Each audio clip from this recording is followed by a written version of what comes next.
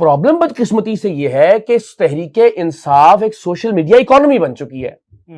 अब वो social media economy के साथ हजारों लाखों ऐसे लोग जिनके टिकटॉक के साथ, फेसबुक के साथ, वीडियोस के साथ और यूट्यूबर्स ने बदकिस्मती से उनकी व्यूज की डॉलरशिप जो है वो मुंसलिक हो चुकी है एक दूसरे के साथ।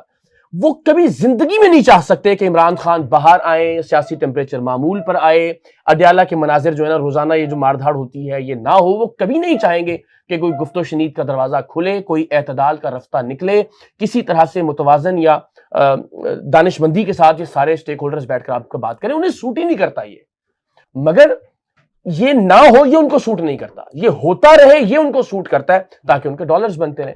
बदकिस्मती है, वो उनका वावेला जारी है और वो बार बार। मैं ये समझता हूं इमरान खान साहब अपने इस सोशल मीडिया के बनाए हुए जिन का खुद शिकार बन गए।